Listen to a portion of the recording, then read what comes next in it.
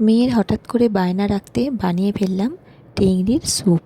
তো এটা খাসির টেংরি আছে, ও নিজে হাতে করে নিয়ে এসেছে। কি সুন্দর দেখো, এর আগেও আমরা করেছি কিন্তু এত সুন্দর পাইনি। কিন্তু ও নিয়ে এসেছে, দেখো কি নরম, কি সুন্দর দেখতে পাগুলো। তো একদম বেছে বেছে খাসির পা নিয়ে এসেছে, বেশ একটু বড় বড় দেখে।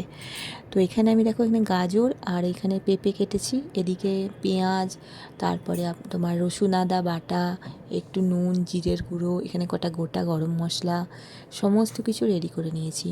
তার সাথে আমি এখানে সাদা তেল দিয়ে দিয়েছি প্রথমে কড়াইয়ে, তারপরে গোটা গরম মশলাগুলো দিয়ে দিয়েছি। তার মধ্যে কেটে রাখা বড় বড় করে পেঁয়াজ কুচি, সেটাও আমি দিয়ে দিলাম। পেঁয়াজটা এখন গরম মশলার সঙ্গে সুন্দর করে লাল লাল করে ভাজা হবে। তো এই রেসিপিটা জানো তো আমি এত সুন্দর বানাই, বাড়িতে যখনই করি তখনই সবাই দেখে বলে দোকানের মতন পুরো হয়েছে, দেখতেও যেমন হয়েছে খেতেও তেমন লাগছে। তো এটা যা আমি তরকারি থাকে তার থেকে বেশি করে ঝোলটা দিই, এত ভালো লাগে খেতে। তো দেখো এখানে আমি টেংরিগুলোও দিয়ে দিলাম। এবার টেংরিগুলো কিন্তু কোনো রকম আমি কোনো কিছু নুন হলুদ কিচ্ছু মাখাইনি, শুধু জল দিয়ে প্লেন ধুয়ে রেখেছিলাম। তারপরে আমি এখানে মশলা পেঁয়াজের সঙ্গে ভেজে নিচ্ছি। দেখো লাল লাল করে ভাজা হয়ে গেছে একটা দিক পুরো।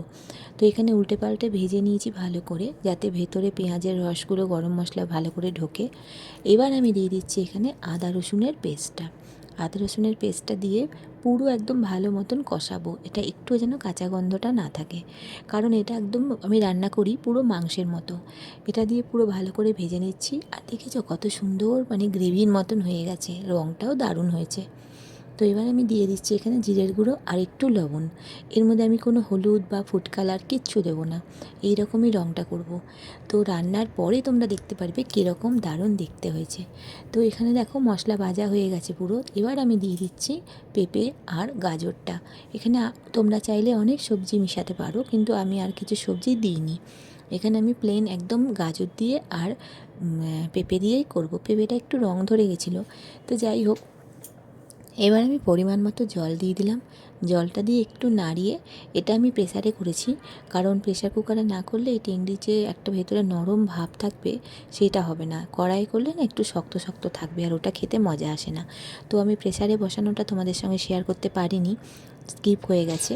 তো যাই হোক, এখানে আমি প্রেসারে দেওয়ার পরে যখন আমি 2 কি 3টে সিটি মেরেছিলাম, 3টে সিটি দিলে না খুব ভালো মতো সিদ্ধটা হবে। একদম যখন চিবিয়ে খাচ্ছিলাম তখন পুরো একদম হাড়গুলো গুঁড়ো গুঁড়ো হয়ে গেছিলো। কিন্তু দেখো, দেখে কিন্তু মনে হচ্ছে না, পুরো গোটা গোটা পিসগুলো রয়েছে। আর এখানে কালারটা দেখতে পাচ্ছ কত সুন্দর হয়েছে। এটা উপর দিয়ে চাইলে তোমরা কিন্তু একটু ভাজা মশলাও ছড়িয়ে দিতে পারো, বা চাট মশলাও ছড়িয়ে খেতে পারো, খুব সুন্দর লাগবে।